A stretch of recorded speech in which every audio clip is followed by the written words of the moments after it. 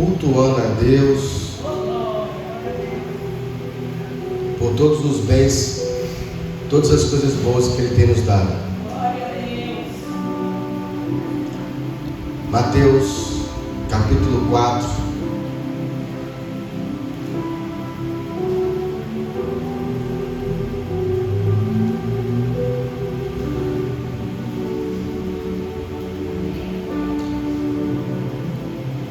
Pode sentar.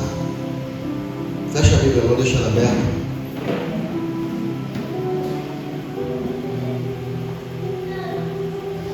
Todos acharam?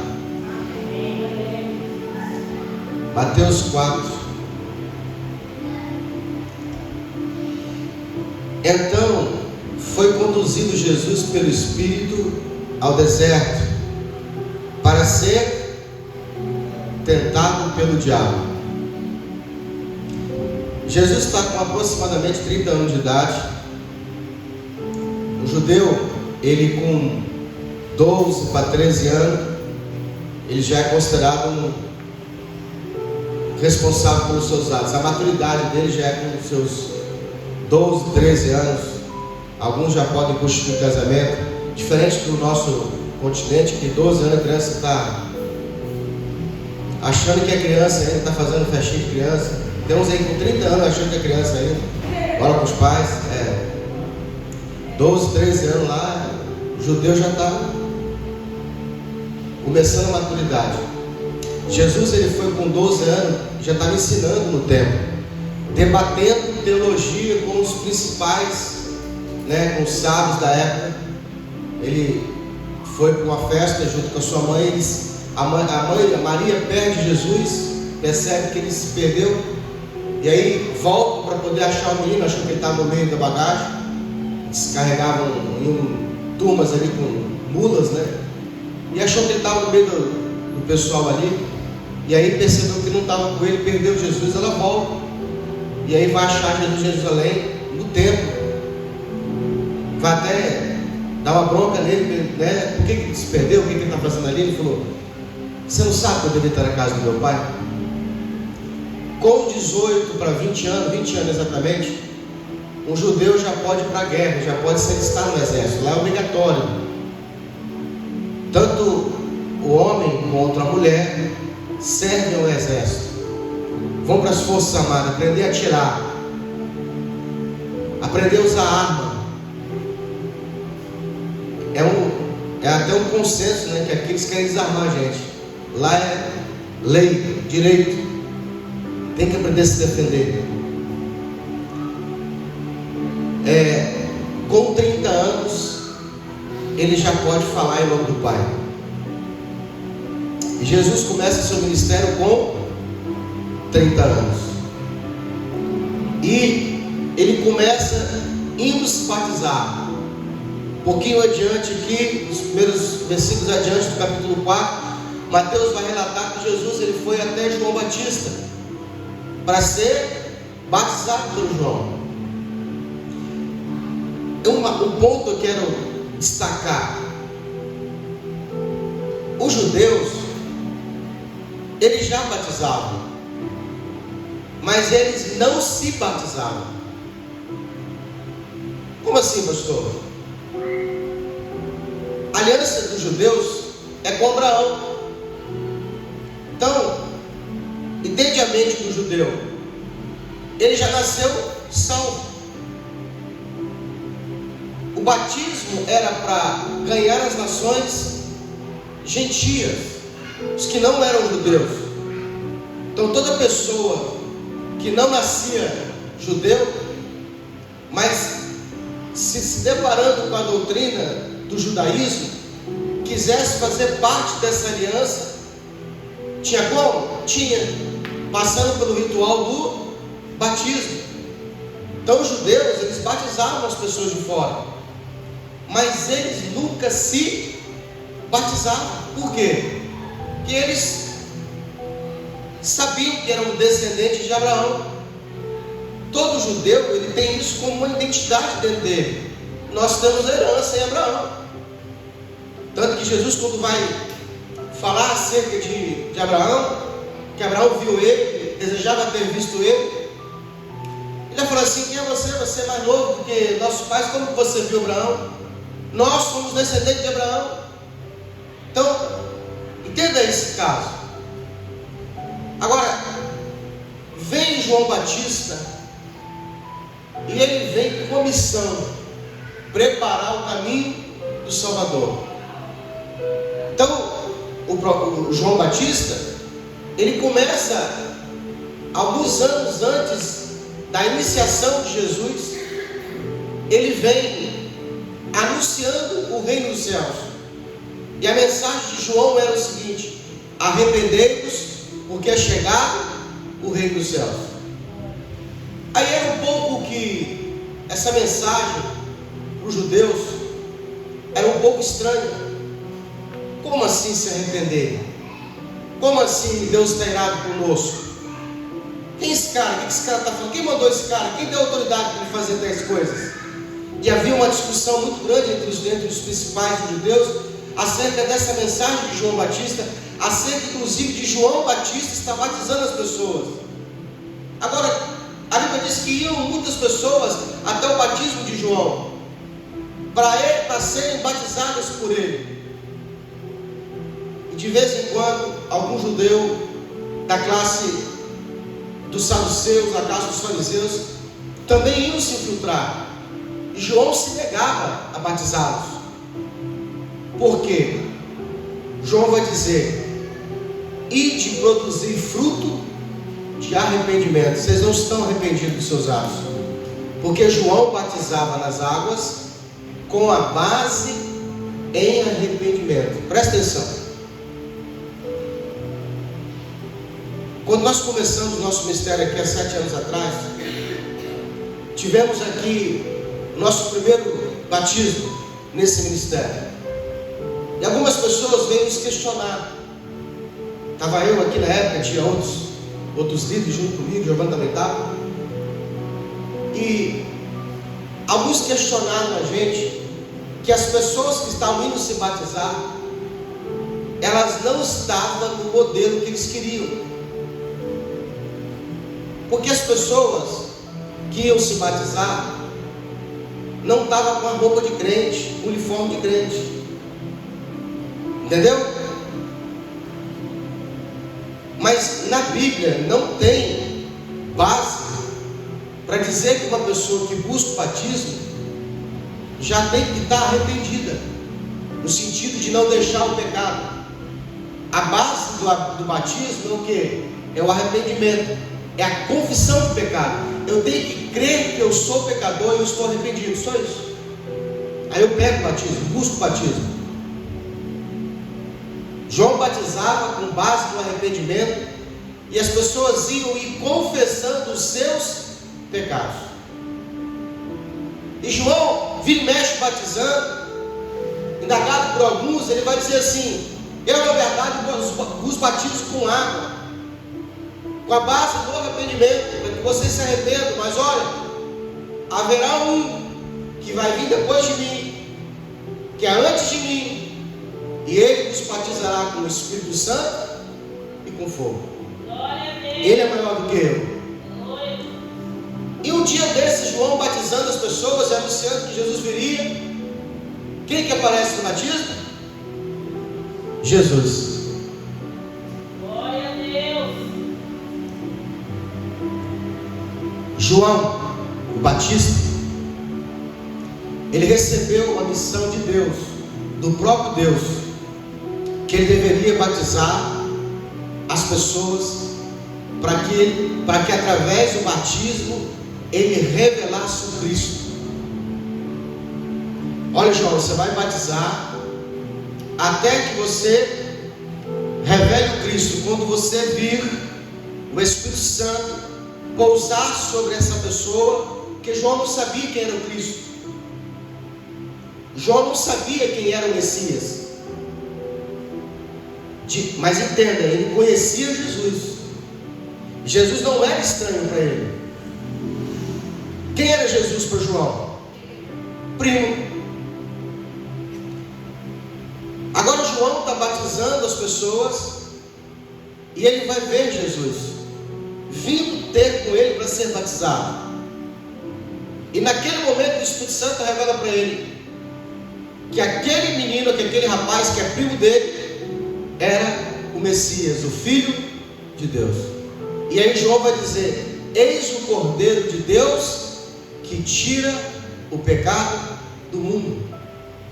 Naquele momento Jesus vem até João no rio para também ser batizado por ele. João insiste que na verdade ele precisava ser batizado, mas como não tinha ninguém maior do que ele, João nunca se batizou. Jesus vira para ele e fala assim: eu sei, mas eu preciso que você me batize para que se cumpra toda a justiça. Pastor, por que eu preciso me batizar? Porque Deus pode te salvar sem batizar. Deus pode te livrar do inferno sem o batismo. Mas Deus só pode fazer uma aliança com você se você passar pelas águas. Toda vez que eu me batizo, ou a vez que eu tomo a decisão de me batizar, eu faço uma aliança com Deus. E é me dado o direito de comer das comidas espirituais, e portas espirituais se abrem para mim. Glória a Deus. Então agora Jesus, ele é batizado por João, e agora vai iniciar o ministério terreno de Jesus. E logo depois de ter sido batizado, o Espírito Santo conduz Jesus para o deserto, para que ali ele passe 40 dias, para que ele seja tentado pelo diabo. Às vezes Deus permite que o diabo nos tente. Todos nós, se já passamos por isso, vamos passar. Se você estiver em oração, em espírito, em comunhão com Deus, provavelmente o Espírito Santo, ou o próprio Deus, através do seu Espírito, vai te alertar que algo virá para te tentar.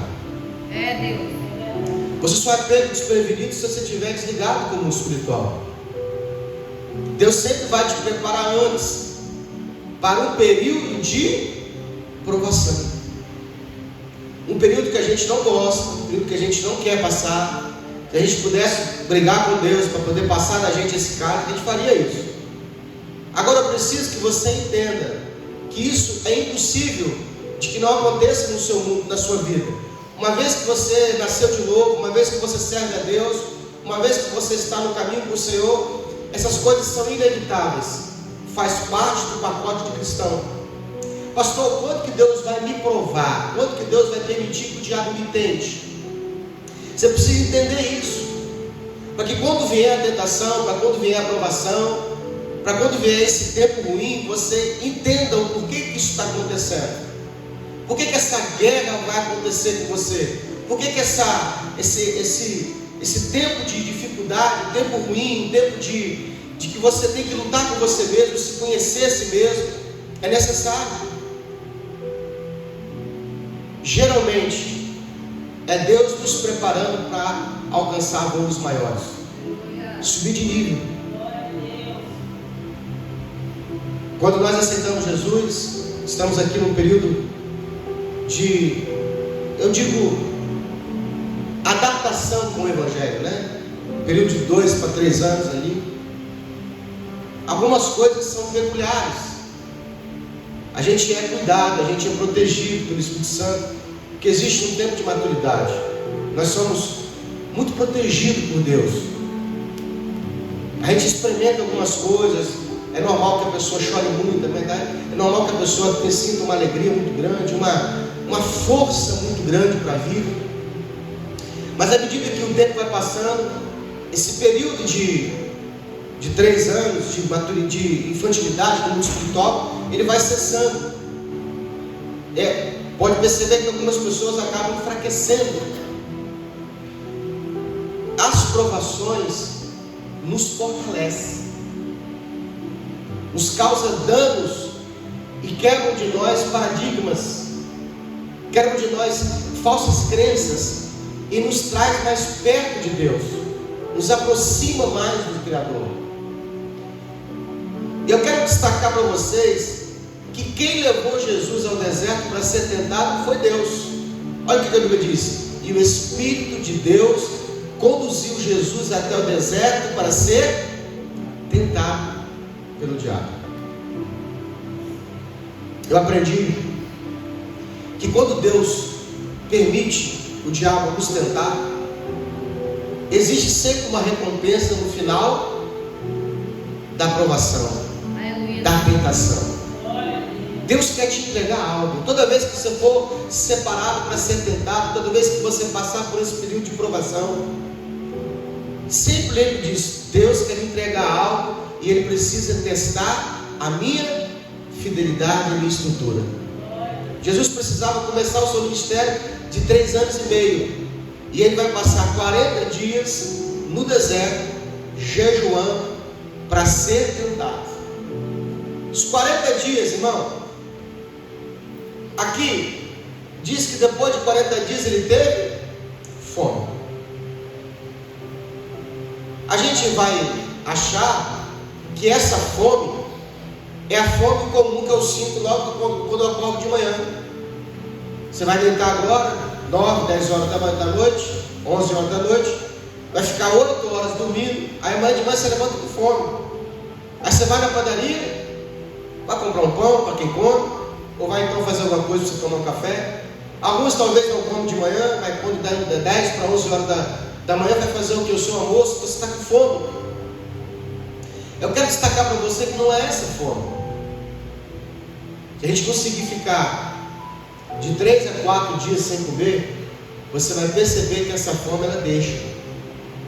O seu organismo começa a queimar a gordura que está guardada como reserva, e ele começa a te sustentar com essa gordura. Enquanto tiver gordura, enquanto tiver glicose, enquanto tiver músculo, o seu corpo vai se alimentando disso. Essa fome que Jesus sentiu não é a fome que a gente sente depois de um dia sem comer. É uma fome sobre-humana. Ao ponto dele não comer, ele vai morrer. Ele precisa comer, que senão ele vai morrer.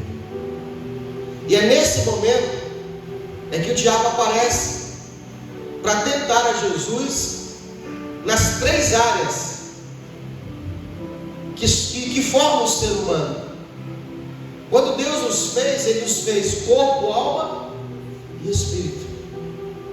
E o diabo ele vai te tentar nessas 3 áreas: corpo, alma e espírito.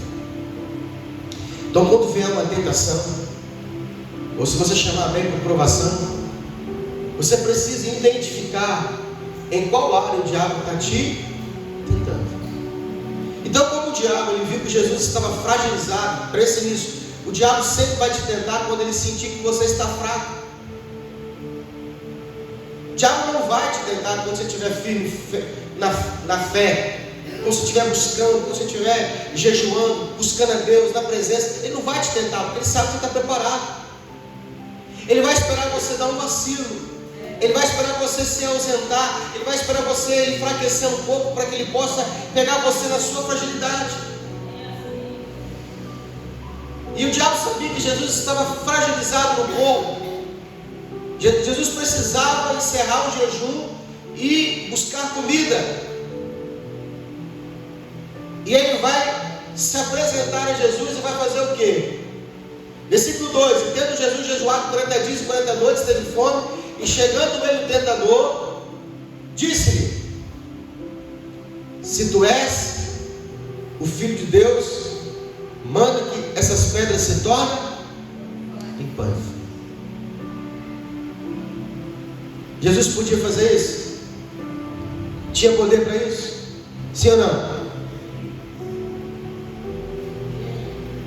Mas ele colocou em xeque uma coisa.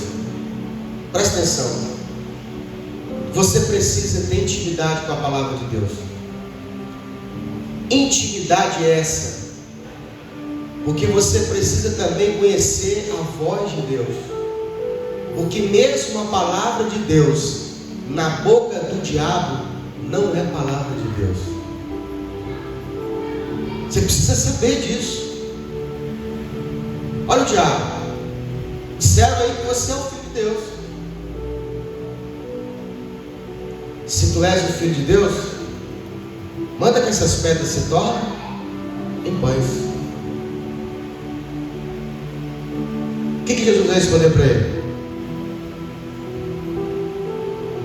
Ele, porém, respondendo, disse: está escrito, não só de pão viverá o homem, mas em toda a palavra que sai da boca. A primeira luta que nós vamos passar, a primeira área que nós vamos passar, é aprender a dominar o nosso corpo, os nossos desejos. Por que Jesus foi tentado na fome, irmãos? Porque você precisa identificar que seu corpo físico ele tem necessidades fisiológicas, e você precisa aprender a dominar as suas necessidades fisiológicas. Você, como cristão, precisa aprender a conhecer os seus limites corporais. Você precisa aprender que você pode ser espiritual o que for, mas você também é ser humano. Existem limites que o nosso corpo ele se limita. Eu posso ser um homem espiritual, um homem de oração, um homem de jejum, um homem submisso a Deus, mas eu preciso entender que existem desejos do meu corpo que eu tenho que aprender a controlá-los, dominá-los e respeitá-los. Jesus está mostrando para nós o seguinte: existe fome que eu posso segurar, e existe fome que eu preciso aprender a saciar. Jesus diz assim: a fome que está no meu corpo, presta atenção, a fome que eu sinto não é só fome fisiológica. Tem muitas pessoas querendo saciar a fome do corpo. Tudo que o corpo pede, ele dá. Tudo que o corpo quer, ele faz. Ele é refém do seu corpo. Jesus disse assim: eu preciso me alimentar não só a minha carne, mas a minha alma e o meu espírito também precisam se alimentar. E eu não só vou viver de comida terrena. Já percebeu que tem pessoas que trabalham por coisas terrenas, tem pessoas que dão valor às coisas terrenas. A gente não pode dizer que elas não são importantes, mas nós temos que ter um equilíbrio na nossa vida. Eu preciso trabalhar para a comida que perece, mas eu preciso também trabalhar para a comida que não perece. Eu preciso saciar a fome da minha carne, a fome da minha família, dos meus filhos, do meu esposo, da minha casa, mas eu preciso também trabalhar e saciar a fome da minha alma. A sua alma também tem fome. O seu espírito anela por Deus. E muitos não querem, nem percebem que a alma tem fome, tem sede. Jesus está dizendo assim: não só de pão viverá o homem, mas de toda palavra que sai da boca de Deus. E uma das coisas que nós aprendemos quando nascemos de novo é que nós recebemos um estômago espiritual, que temos fome e sede de Deus. Jesus foi tentado na parte fisiológica, então agora ele vai vencer. Eu quero fazer um anelo aqui com o jardim do Éden, que quando Deus coloca Adão e Eva no jardim, enche o jardim de frutas e árvores comestíveis, árvores deliciosas, frutas, árvores frutíferas, entrega o jardim na mão de Adão e dá uma ordem ao Adão dizendo: olha, de toda a árvore que há no jardim vocês podem comer livremente, mas eu coloquei no meio do jardim uma árvore proibida, e dela vocês não devem comer. A Bíblia diz que essa árvore era boa à vista, boa aos olhos, boa ao paladar e dava conhecimento. Eva foi tentada na alma, no corpo e no espírito. Sentiu o desejo de sentir o gosto da fruta, o os seus olhos cobiçaram a fruta. E ainda a fruta tinha poder de dar conhecimento entre o bem e o mal. Agora, o segundo Adão, o último Adão, está no deserto e sendo tentado no corpo, e vence o diabo com a palavra de Deus. Palavra essa que Adão se esqueceu. Jesus está nos ensinando como vencer as tentações. Como o diabo viu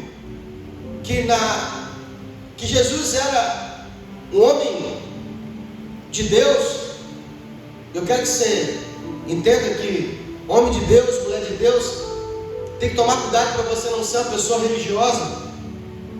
O diabo não falou bem assim, porque como que o diabo pega um homem e mulher de Deus? Como é que ele tenta o homem e a mulher de Deus? Com a religião. Porque existe um paralelo muito grande, uma linha tênue entre ser cristão e ser religioso. O diabo falou bem assim, estou vendo que ele gosta desse negócio de Bíblia, né? Então vamos para a Bíblia? E ele leva Jesus agora para ser tentado no Espírito. Então o diabo transportou, versículo 5, a santa cidade e colocou-o sobre o pináculo do templo. Quem já viu algumas pessoas religiosas passam em frente a uma igreja aí? Não é isso? Por quê? Quem entende que ele é um lugar sagrado? Quem já se sentiu seguro dentro da igreja? Parece que aqui estou protegido, que nenhum mal me toca, não é? Então o diabo falou assim, eu vou levar ele aonde? O lugar mais sagrado para o judeu, o templo. Coloque ele no pináculo do templo e vai mexer com a religiosidade dele.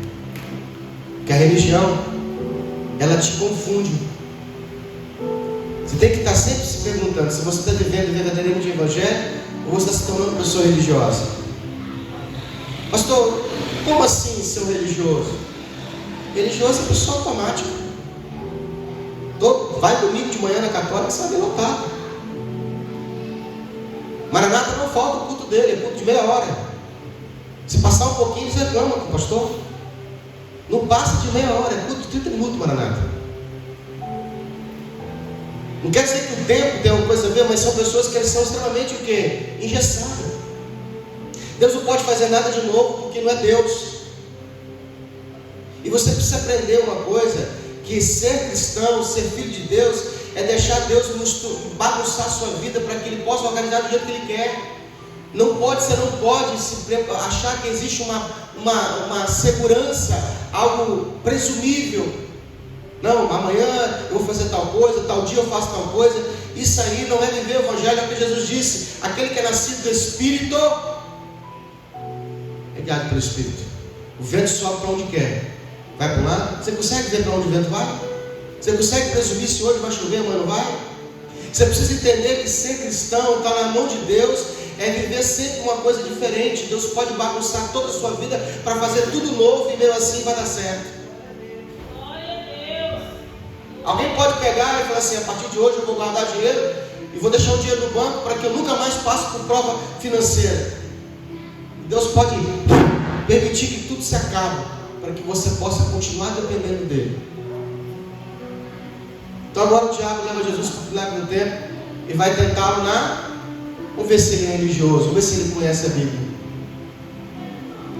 E disse de novo, se tu és o Filho de Deus. Todo filho de Deus sabe que ele é filho de Deus. Tem identidade, tem referência. Ele não se perde. Ele sabe quem ele é. Ele não precisa provar para ninguém. Todo religioso quer ficar provando para as pessoas, fica dando carteirada. Já viu crente religioso? Olha o seu nome. Pastor Renato. O carro vem antes do nome.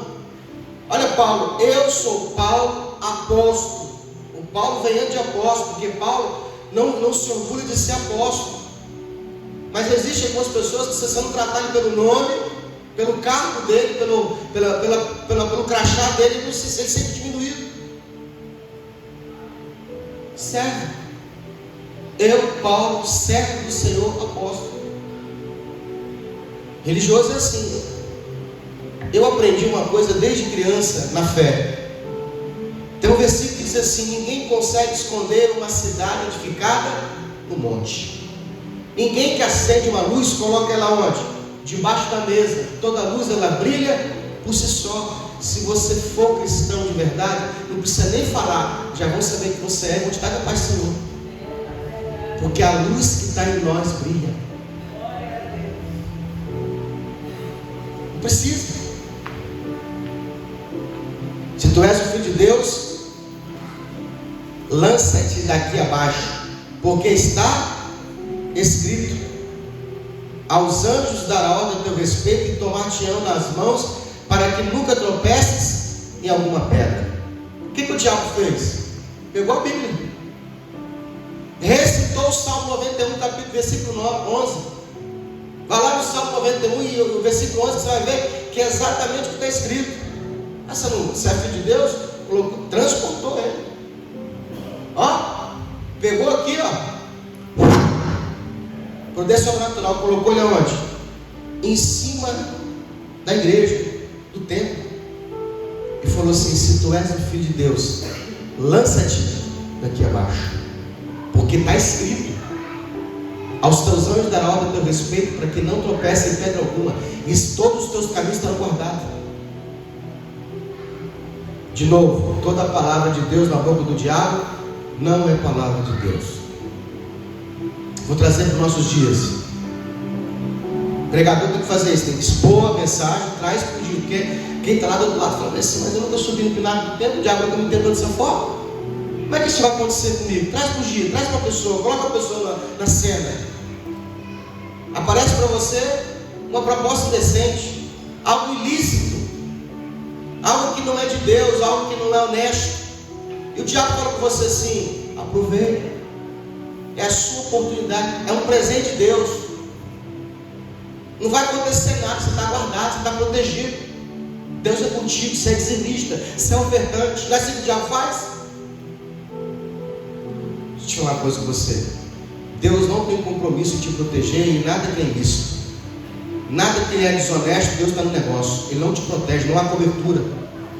A Bíblia diz: em todos os teus caminhos, caminhos de Deus, se você estiver no centro da vontade de Deus, obedecendo a Deus, fazendo a vontade de Deus, há proteção, há cobertura, há segurança. Tudo que eu fizer fora da vontade de Deus, Deus não está no negócio.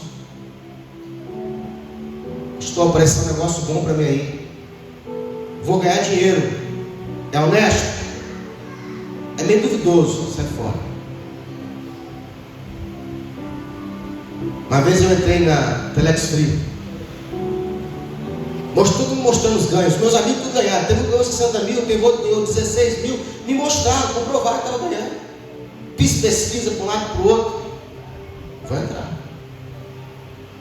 Aí entrei lá com o valor que tinha que entrar, acho que uns 3 mil reais, né?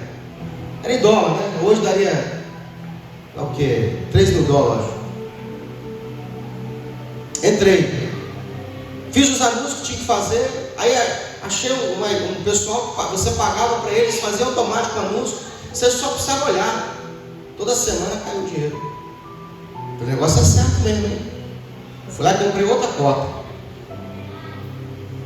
Comprei outra cota. Puf, o governo foi e parou. Perdi. Fui para o joelho e falei: poxa, Senhor, o Senhor permitiu eu perder esse dinheiro. Depois eu descobri que Deus não protege nada que é ilícito. Não há cobertura nisso. Olha o que Jesus vai responder para o diabo. Disse-lhe Jesus: também está escrito: não tentarás o Senhor teu Deus. O que é tentar a Deus? É Deus falar com você: não vai, você vai assim mesmo. Vai por conta própria, irmão. Não conta com Deus no negócio. sou servo de Deus, eu estou na presença, vou ali, não, tem um tiroteio, não, eu vou lá, esse negócio comigo não, pastor, eu sou de Deus. Vai tomar tiro lá, vai tomar tapa na cara, vai ser sacrilejado. Agora, se Deus mandar eu ir, pode ir, não dá nada, Ele garante. Posso atravessar o mar, posso atravessar a avenida, não dá nada. Nós precisamos aprender a ouvir a voz de Deus. Nós precisamos saber quanto Deus está no negócio e não está. Todo religioso, ele fica jogando Deus no meio do negócio. Não, Senhor, vamos comigo. O Senhor é comigo, eu estou comigo. Não, peraí, ouve a voz de Deus. É para ir? Não é para ir? É para tirar? Não é para tirar? É para comprar? Não é para comprar? É isso que é viver na dependência de Deus. Nós temos que parar de usar Deus, deixar Deus nos usar. Jesus vira para ele e falou assim: não tentarás o Senhor teu Deus. Jesus foi tentado agora no espírito. O diabo tentou ele na carne e não conseguiu. Tentou ele no espírito e não conseguiu. E agora falou assim: a última tacada, eu vou tentar ele na alma. Essas três áreas, você precisa saber aonde o diabo está vindo para te atacar. Para mim, uma das maiores tentações é a alma. Novamente o transportou o diabo a um monte alto e mostrou-lhe todos os reinos do mundo e a sua glória, a glória do mundo, e disse: tudo isso te darei, se prostrar me adorares. Eu não sei se você sabe ou se você percebeu, mas esse mundo, eu não digo a terra, eu não digo a terra, a água, o ouro, a prata, as árvores, eu não digo isso, digo o sistema governo mundial, é do diabo. Não, pastor, é do diabo. O sistema monetário, o sistema que foi implantado nesse mundo é do diabo. Se você montar uma empresa e você quiser ser 100% honesto, você vai ver a dificuldade que é você ser honesto. Agora, mexer com coisa errada, ser corrupto, é a coisa mais fácil que existe na terra. Se você quiser entrar num esquema errado, você está bem. Porque o governo, a justiça protege o erro. Nós somos estranhos nessa terra. Ser honesto, ser íntegro, ter caráter é difícil. Às vezes, um cristão gravar um CD e fazer sucesso, irmão, seria pagar um preço com Deus, um propósito grande de jejum, oração, e pagar preço mesmo para o CD dar certo, ele não vai conseguir. Basta uma pessoa ímpar, basta uma pessoa que não tem nem talento, e vai lá no centro de macumba, faz uma oferta, explode. Você olha para a música, não tem nem letra, não tem nada. O diabo vira para Jesus, leva ele para um alto. Alguns dizem que levou ele para cima da atmosfera, mostrou ele em todos os reinos. Você quer mandar em tudo? Quer ser um popstar? Quer ser um cara de sucesso? Quer ter fama? Quer ter dinheiro? Quer ser reconhecido? Mexeu com a alma dele. Que existem três tentações: soberba da carne, soberba da vida e soberba dos olhos. Tem muita gente que quer tentar poder, que tenta ele ter poder na mão. Tem uns que é dinheiro. Então o diabo falou com ele assim: eu vou te dar um pacote completo. Quer ter fama? Quer ter sucesso? Quer ter poder? Tudo isso eu vou te dar porque é meu. Foi entregue. E não era mentira, é verdade. Jesus disse assim: eu vim no meu nome do meu Pai e vocês não me receberão. Haverá outro que virá no seu próprio nome, o príncipe deste mundo, e vocês o receberão. O próprio Jesus está dizendo que esse mundo, esse governo mundial pertence a Satanás. E é por isso que quando Jesus vier implantar o reino milenar, ele vai destituir todos os outros governos. Todos vão cair, para que seja implantado o reino milenar, o reino de Deus. É por isso que nós oramos para o Pai Nosso, para que Deus faça o seu governo vir na terra, porque Deus não governa esse mundo. Você precisa entender isso.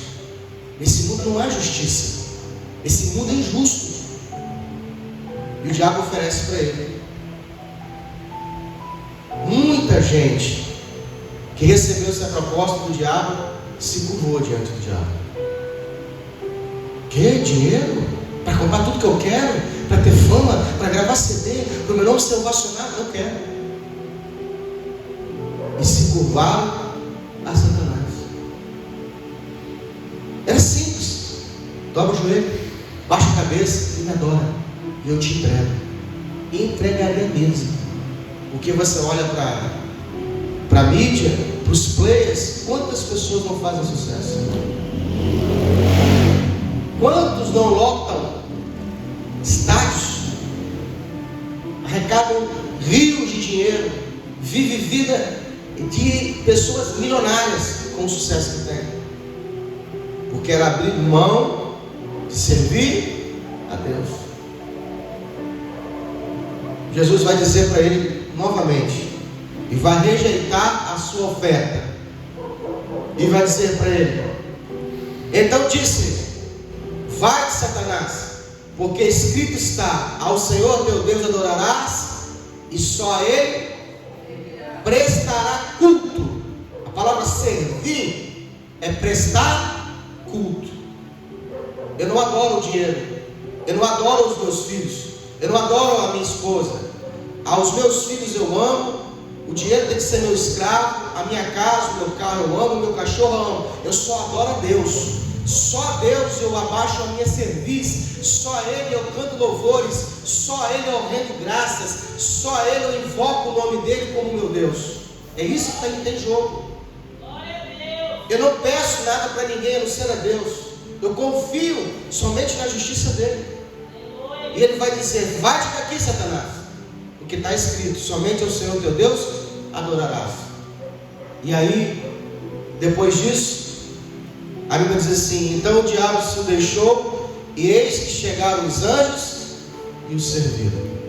Vamos ficar de pé?